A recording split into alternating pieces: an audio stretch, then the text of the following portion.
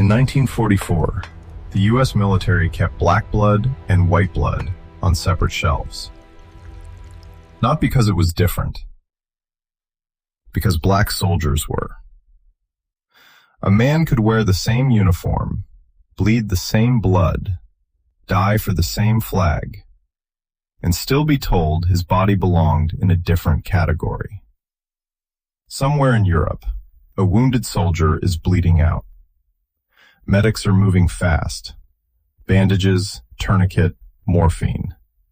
And then the question, what blood type? But there's another question, not medical, not scientific. What color? Because if that soldier is black, the blood he receives has to come from another black person. Not because it works better, not because it's safer, but because that was the rule. An official policy, written down, enforced. Every doctor knew it. The Red Cross knew it. The military knew it. And they followed it anyway. Even the man who helped make modern blood banking possible, Dr. Charles Drew, a black scientist, was told to separate blood by race.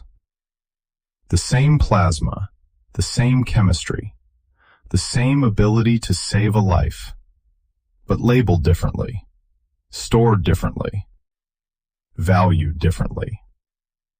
While across the ocean, the United States was fighting a war against an ideology built on racial purity. Let that sit. Because that contradiction isn't the story. It's just the beginning. This is the story of a man, a black man, in an American uniform during World War II. Not the version you learned, not the clean version, not the one that fits in a paragraph. The real one. The one where a man is asked to die for a country that won't let him sit at a lunch counter. Where he is handed a weapon to defend democracy while being denied it. Where he crosses an ocean to fight fascism and comes home to find it waiting for him. Everything you're about to hear comes from military records, personal letters, congressional testimony, and documented incidents. This isn't a story someone made up.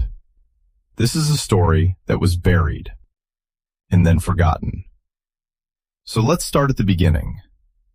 Not in Europe, not on the battlefield, at the door. 1942. A young man walks into a recruitment office. His name? Elijah Carter. 21 years old, from Mobile, Alabama. The posters tell him his country needs him. Democracy is calling him. But the moment he steps inside, he learns something. He's not being called the same way. Because before he is trained, before he is issued a rifle, before he even learns to salute, he is separated. Different line, different paperwork, different barracks, right at the door. Segregation doesn't begin on the base. It begins at the entrance. And from that moment on, everything doubles. 2 mess halls, 2 recreation rooms, 2 sets of barracks, 2 systems that are never equal. The white barracks, newer, closer, maintained. The black barracks, older, farther, last to be repaired. Separate was the rule. Equal was the lie. Training doesn't start with a rifle. It starts with separation. Elijah is sent south, not by accident, by design. The Army trains most of its black soldiers in the places where black men have the fewest rights. A man from Chicago can end up in Alabama. A man from Harlem in rural Georgia. Places where the uniform doesn't protect him. On base, Everything is doubled. 2 mess halls, 2 recreation rooms, 2 PX stores, 2 worlds. But only one of them matters. The white side gets first access. The better food, the better space, the better maintenance. The black side gets what's left. And what's left isn't metaphor. It's policy. Elijah trains with rifles that have already been used, boots that don't fit, helmets with dents still in them. Supplies flow in one direction. White units first, always. And whatever remains gets passed down, like an afterthought. His officers are white, every single one, because the military doesn't trust black men to lead other black men. There are exceptions, a handful of black officers, forced through by pressure, but they're watched, undermined, reassigned, blocked. The ceiling isn't invisible. It's built into the structure. A black man can die for his country, but in most cases, he cannot command it. And then there's outside the base, because the base, for all its rules, is still controlled space. Outside is the South, and the South has its own system. Elijah walks into a town in uniform, same uniform as any other soldier, same flag on his shoulder, different treatment. He can be refused service, told to move, told to wait, told to step aside, not as a civilian, as a soldier. There's a moment, recorded in military files, not rumor, not story. A group of black soldiers, traveling for hours, stop at a railroad canteen. They're exhausted, hungry, still in uniform. They walk to the counter, and they're told, "We don't serve colored." They look inside, through the glass, and what they see doesn't make sense. Prisoners of war, captured enemy soldiers, sitting at the counter, eating hot meals. The enemy is being served. The American soldiers are turned away because they're black.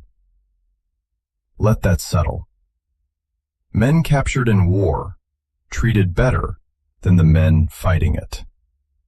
One soldier would later say, "We were the only soldiers who had to fight the enemy and our own country at the same time." That's not a metaphor. That's the system. And Elijah is still in training. He hasn't seen combat, hasn't crossed an ocean, hasn't fired a shot in war, but he already understands something. This uniform won't protect him. It won't equalize him. It won't change the rules.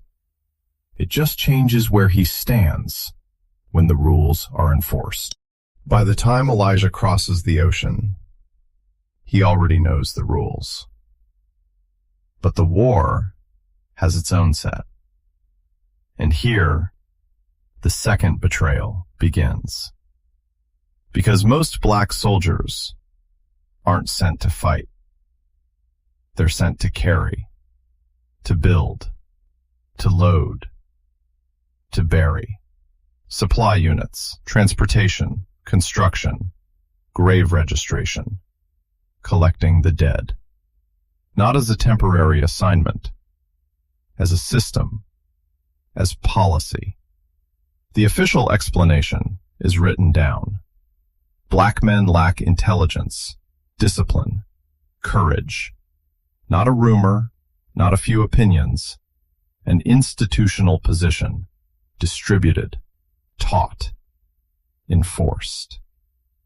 So Elijah moves crates, loads trucks, builds roads, for other men to fight on.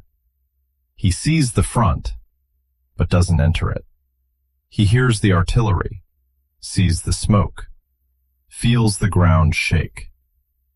when the line moves forward, he stays behind, because that's where they put him. And still, the contradiction grows.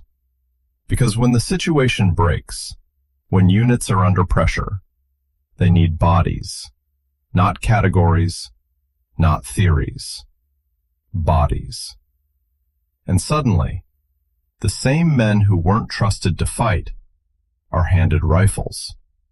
No ceremony, no recognition, just necessity. Elijah, take this. Get up there. Hold the line. And he does, because he always could. The difference was never ability. It was permission.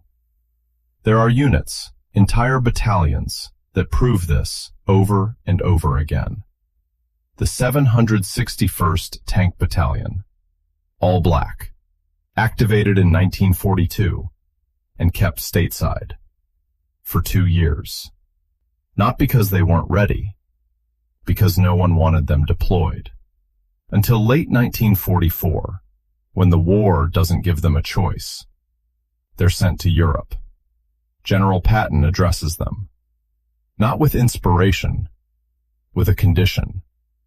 I don't care what color you are, as long as you go up there and kill.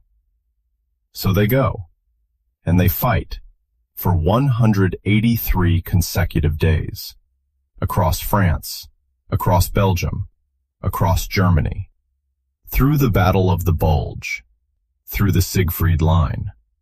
They lose men. They hold ground.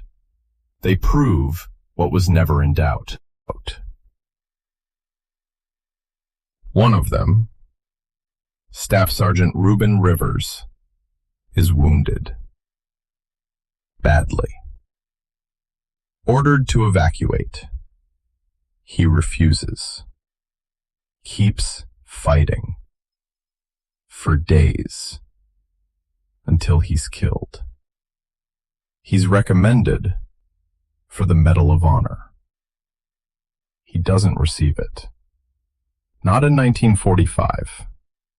In 1997. 52 years later. Because in 1945, the Army didn't give that medal to black soldiers. And that pattern repeats. The 92nd Infantry Division, the Buffalo Soldiers, sent into impossible situations. When they succeed, the reports disappear. When they struggle, the reports spread as proof. The conclusion was written first. The evidence came later. And Elijah watches all of it, from the edge, close enough to see the truth, far enough to feel the lie. Because the war is proving something, not just about the enemy, about the country he's fighting for, and the version of him it refuses to accept. By 1940, the United States Army Air Corps had already made its decision. Black men could not fly. Not because they hadn't tried, because the institution said they couldn't. No reflexes, no spatial awareness, no discipline for the air. That wasn't rumor, that was policy. Written, circulated, taught as fact. So when the pressure came, political pressure, to allow black pilots to train, the military agreed, on one condition: it would fail.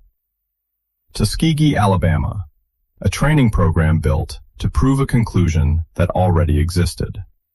Second-hand equipment, limited resources, instructors who didn't believe in the students, and a grading system so unforgiving that one mistake ended everything.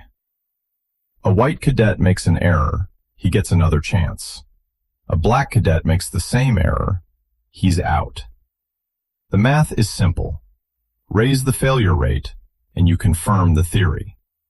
Black men cannot fly. That was the plan. It didn't work. They flew.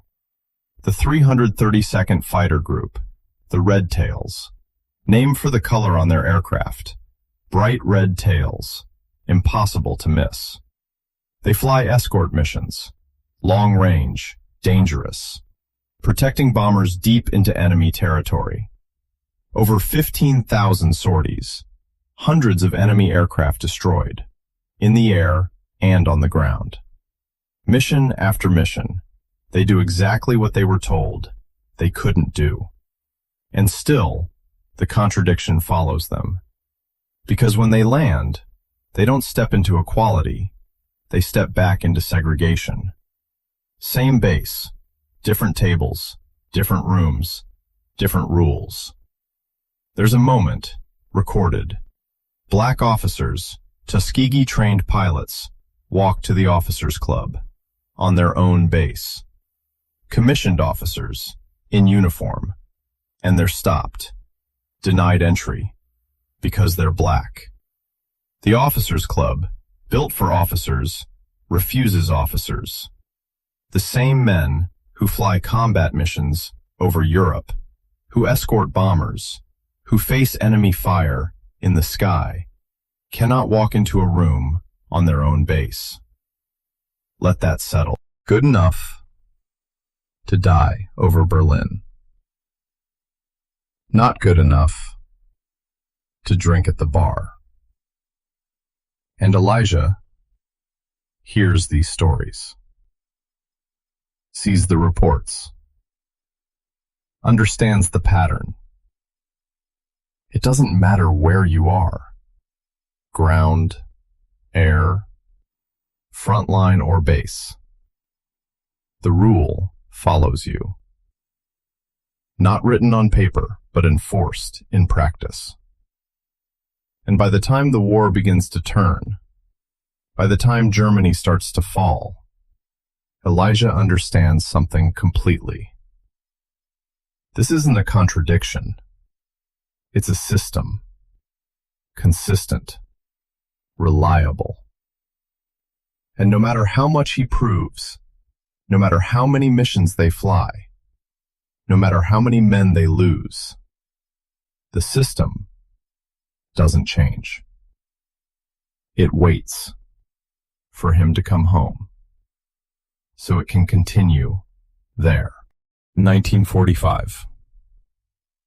Germany has surrendered. The war is over.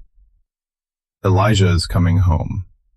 Uniform still on, medals still pinned. Same man who crossed an ocean.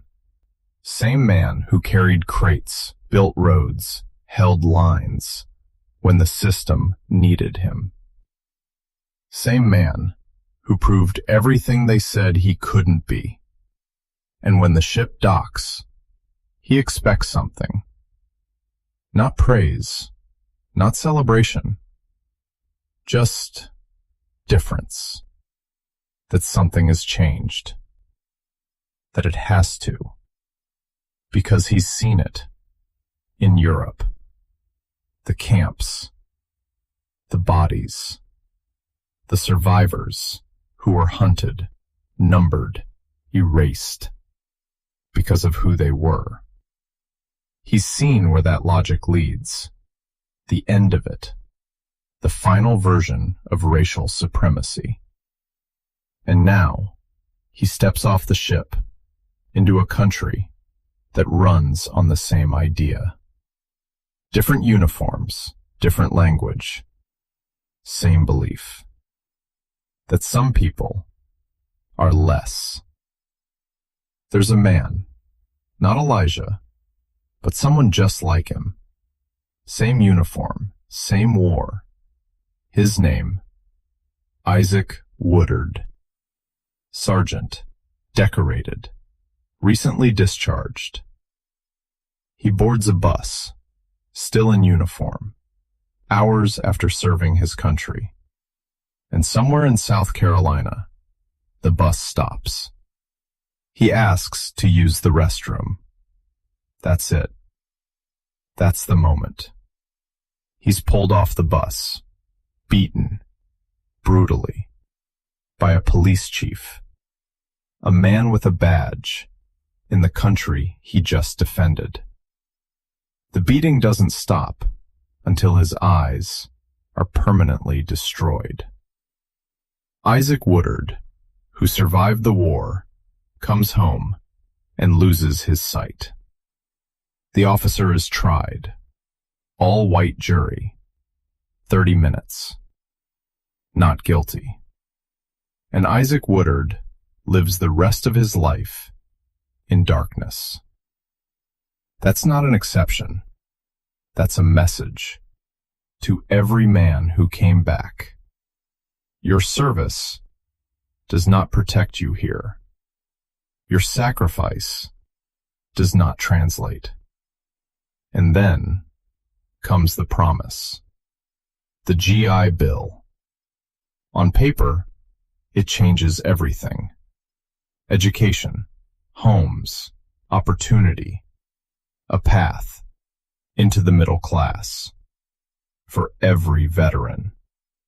Except it doesn't work that way because the system is still in control. Local banks, local officials, local boards. Same people. Same rules. New program. White veterans.